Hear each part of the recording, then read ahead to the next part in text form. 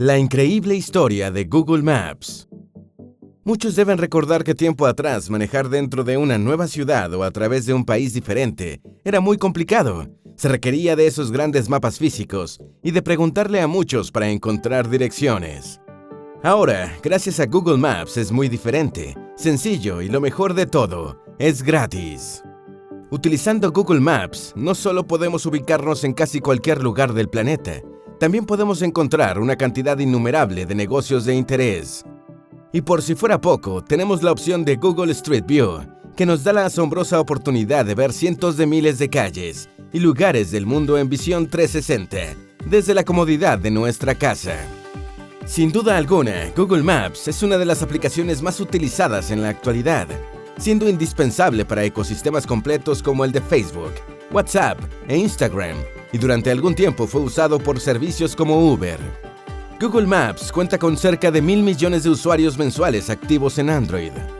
Da empleo a más de 10.000 personas y cada día que pasa se vuelve más importante para todo el planeta.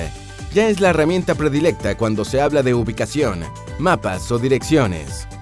Esta aplicación es la fusión perfecta del mundo digital con el terrenal, pero no siempre fue así. Necesitó de la unión de pequeñas startups y de mucha inversión de Google. Quédate con nosotros y conoce la atrayente historia detrás de Google Maps. Antes de meternos a fondo, no olvides suscribirte a nuestro canal y activar las notificaciones para mantenerte al día con nuestras actualizaciones.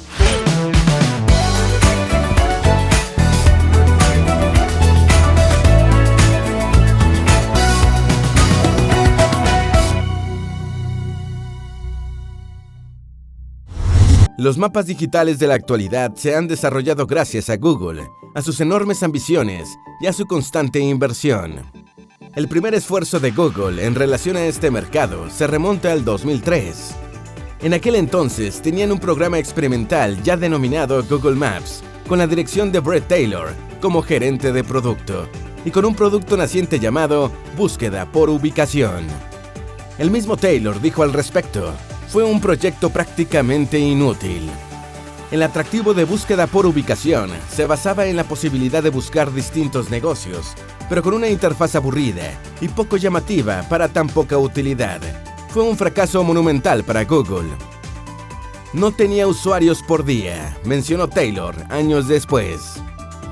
A pesar de que no generaba tráfico, la compañía insistió y logró hacer que el producto mejorase su precisión de búsqueda al conseguir soporte de las páginas amarillas. Sin embargo, no resultó en el crecimiento que esperaba Google, en especial para Larry Page, cofundador y CEO de Alphabet, la empresa matriz de Google. Entonces, la directiva de la empresa decidió buscar talento fuera de sus laboratorios para finalmente adentrarse en el mercado de los mapas.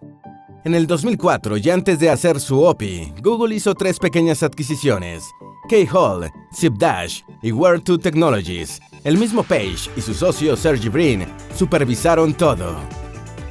K-Hole, házmelo a mí. Aunque nunca se reveló el precio del acuerdo de las 3 adquisiciones, esta fue y por mucho la más grande. En aquel momento, K-Hole contaba con una nómina de 30 empleados y llevaba 3 años de funcionamiento.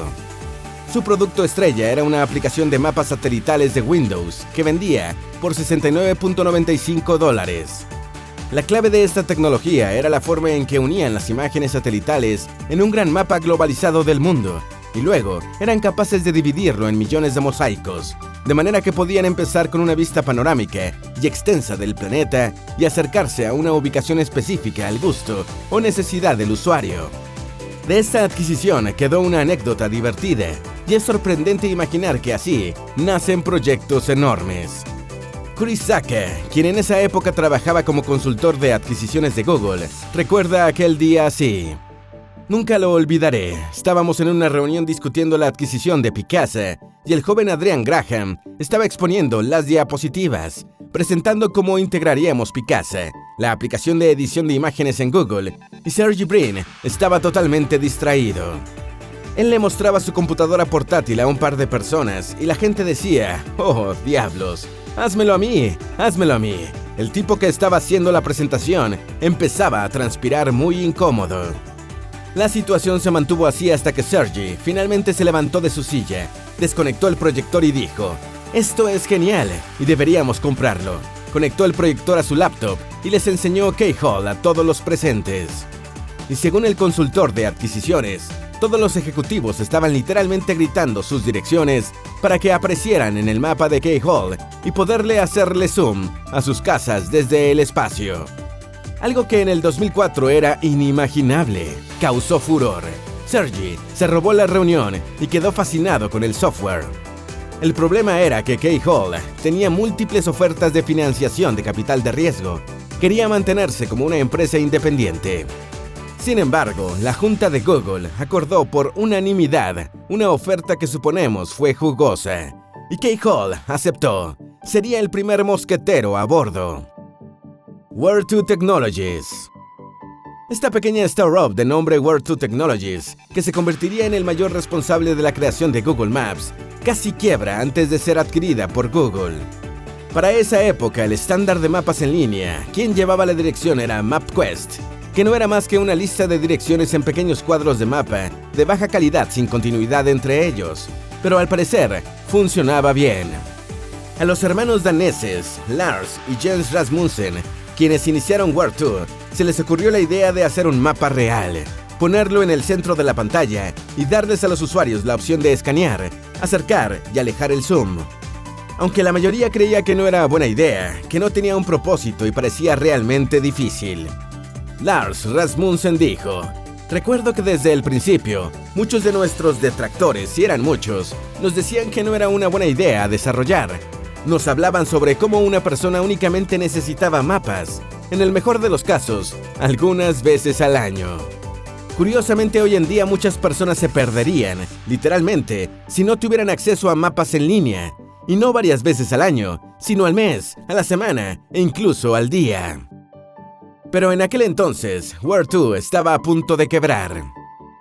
Urgían de efectivo para poder continuar trabajando en el desarrollo de su producto. Contaban con una inyección de dinero por parte de la firma de capital de riesgo Sequoia Capital. Y entonces, Yahoo Maps agregó entradas a las páginas amarillas de su mapa en la última actualización, lo que motivó a que Sequoia Capital dejase a un lado las discusiones de financiación. Lars lo recuerda así: «Se retiraron por completo del trato de la noche a la mañana, lo que se sintió como un gran golpe, como cualquiera podría imaginar. Todos los demás capitalistas de riesgo que tenían tiempo merodeándonos se enteraron de esto y también se retiraron, por lo que ya nadie hablaba con nosotros».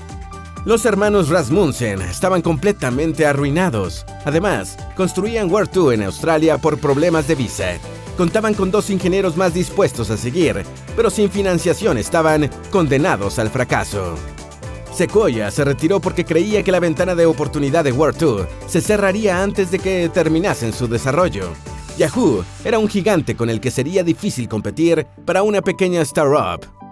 Sin embargo, con un golpe de suerte, ayudaron a conectar a los hermanos Rasmussen con Larry Page, quien continuaba buscando más fuerza laboral para su grandiosa aplicación de mapa. 3 días después de que todo pareciera acabado, estábamos hablando con Larry Page, segundo mosquetero a bordo. ZipDash. El tercer mosquetero de los mapas online, ZipDash, era una pequeña compañía de apenas 3 personas. En realidad, ni siquiera podía catalogarse como una startup. Apenas estaban empezando a trabajar en una aplicación de tráfico móvil. Eran casi pioneros en este tipo de aplicaciones de tráfico, a pesar de que solo era para teléfonos Nextel. Mark Grady, su fundador, invirtió miles de dólares de su propio capital para conseguir los datos de tráfico con diferentes flotas de taxis en la zona de la bahía de San Francisco. Con esta muestra, logró hacer una estimación de los retrasos en el tráfico en tiempo real. Cuando las personas empezaron a utilizar ZipDash, se incorporó toda esa data y las estimaciones mejoraron.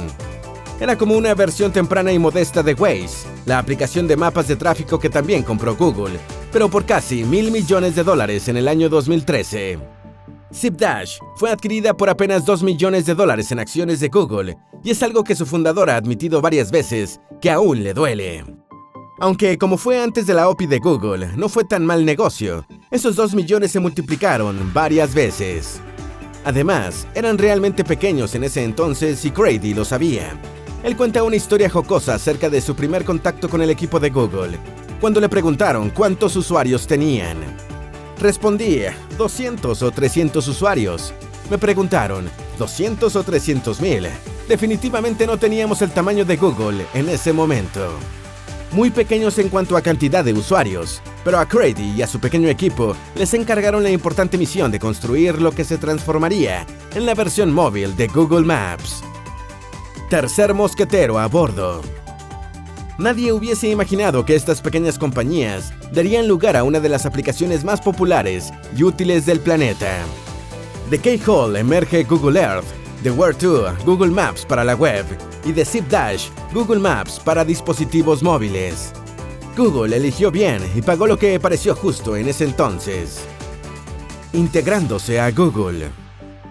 Ya dentro de Google, los equipos de ZipDash, Keyhole y Where2 engranaron cómodamente, como si siempre hubiesen sido parte de la compañía. Se les encomendó la tarea de hacer una versión para Google de los productos que habían construido por su cuenta. Tenían la potestad de reclutar cualquier talento dentro de Google, aunque deberían ganárselas ellos mismos. Por ejemplo, según cuentan las historias de pasillos, los hermanos Rasmussen utilizaron el infalible truco de repartir deliciosos pedazos de pastel. Entonces, comenzó el trabajo duro. Los miembros de Where2 guardaron en un armario algunas computadoras con Windows y sacaron mosaicos de mapas para intentar descifrar la mejor manera de presentar los mapas en línea. Jan Rasmussen era el tipo de las ideas del dúo. A este se le ocurrió el pin de Google Maps, que parece una gotita roja invertida y que usamos para marcar una ubicación en el mapa. Su intención era no cometer el mismo error que Yahoo Maps, que utilizaba una estrella roja que tapaba un poco la ubicación señalada. La idea era que la punta diminuta mostrase el lugar seleccionado en el mapa, sin oscurecerlo o superponerse. Pequeños detalles que parecen tontos, pero sumados hacen las grandes aplicaciones. Por su lado, el equipo de Keyhole también trabajaba arduamente. Su líder, John Hank, recuerda lo caro que costaba obtener imágenes satelitales de alta resolución, por lo que pasó días elaborando un plan escalonado para adquirir las que consideraba primordiales.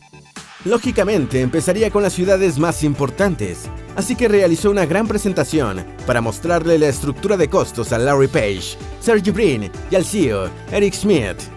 ¿Por qué no lo hacemos todo?, preguntó Brin a Hank al final de la presentación, refiriéndose al planeta entero y dejando a un lado lo escalonado. Hank quedó boquiabierto y sin que las palabras quedasen en el aire, eso fue exactamente lo que hicieron en las siguientes semanas. Le costó muchos millones a Google, y para poder obtener los datos del proveedor de imágenes satelitales de Colorado, tuvieron que establecer una interconexión de gran ancho de banda. La ambición de Google por lograr productos de mapas de primera clase era inmensa, pero durante un tiempo esta no fue nada igualada por el interés de los usuarios. Un lento despegue. Google Maps y Google Maps Mobile tuvieron un tráfico decepcionante al inicio. Lo curioso es que Google Maps tuvo su mejor día el 7 de febrero del 2005, un día antes de ser lanzado oficialmente. Estaban en los procesos de prueba cuando un ávido observador de Google detectó a Google Maps, logró obtener la URL correcta y la publicó en un foro popular de la época, Slashdot. La comunidad internauta enloqueció y hubo un tráfico espectacular de más de 10 millones de vistas del mapa, aunque este disminuyó tan rápido como creció. Una de las principales quejas era que nada más se podía explorar los Estados Unidos. Canadá y México solo aparecían como referencia. El resto del mundo todavía era invisible. Google Maps tardó casi un año en volver a alcanzar el tráfico del día previo al lanzamiento. Durante ese tiempo, ni Yahoo Maps ni MapQuest se preocuparon, no le dieron la importancia que significaba el trabajo de Google. Porque a pesar de que Google Maps era un mejor producto en todos los sentidos, al principio no atraía demasiado entusiasmo y parecía haber sido una inversión poco productiva. Se puede decir que dos cosas impulsaron el despegue eventual en la trayectoria que, aunque lenta, era ascendente en el tráfico de Google Maps. La primera, gracias a Keyhole, se añadieron los datos e imágenes satelitales, lo que propició la segunda razón, el gran gancho de que los usuarios pudieran buscar su propia casa desde el espacio. Simplemente era fenomenal. Además, el equipo encargado pasó la Navidad de ese año reescribiendo todo completamente, lo que hizo que la aplicación fuera más rápida. Al mismo tiempo, Google Maps lanzó herramientas para desarrolladores, lo que creó un ejército de personas fuera de la empresa que querían participar. En este punto, el cohete de Google Maps por fin despegó. A menos de 2 años de lanzamiento, terminado el 2006, Google Maps se consagraba como el mayor proveedor de mapas del mundo, logrando quedarse con el segundo lugar entre los sitios con más tráfico de Google, detrás de Google.com.